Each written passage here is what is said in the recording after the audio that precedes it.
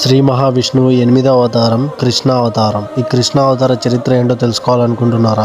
అయితే చెప్తా వినండి. ద్వాపర యుగంలో మధుర నగరాన్ని పాలించిన కంసుడు అనే క్రూర రాజు ప్రజలను హింసించేవాడు. అతని చెల్లెలు దేవకికి పుట్టబోయే 8వ శిశువు కంసుని నాశనం చేస్తాడని ఆకాశవాణి వినిపించింది. భయంతో కంసుడు దేవకి వసుదేవులను కారాగారంలో నిర్బంధించాడు. భాద్రపద మాసం కృష్ణపక్ష అష్టమి అర్ధరాత్రి సమయంలో శ్రీకృష్ణుడు జన్మించాడు. ఆ దివ్య శిశువును వసుదేవుడు యమునా నది దాటి గోకులంలో నంద యశోదల ఇంటిలో చేర్చాడు. గోకులం బృందావనాల్లో శ్రీకృష్ణుడు అనేక లీలలు చేశాడు. పూతన, తృణావర్తుడు, బకాసురుడు, అఘాసురుడు అనే రాక్షసులను సంహరించాడు. వెన్న దొంగతనం, గోపికలతో ఆటలు, గోవర్ధన పర్వతం ఎత్తటం వంటి లీలలతో భక్తుల హృదయాలను గెలుచుకున్నాడు. ఆ తర్వాత శ్రీకృష్ణుడు మధురా నగరానికి వెళ్లి కంసుని సంహరించాడు. అనంతరం ద్వారకా నగరాన్ని నిర్మించి అక్కడ రాజ్యాన్ని పాలించాడు. రుక్మిణి, సత్యభామ సహా అనేక వివాహాలు చేసుకున్నాడు. మహాభారత యుద్ధంలో శ్రీకృష్ణుడు ఆయుధం ఎత్తకపోయినా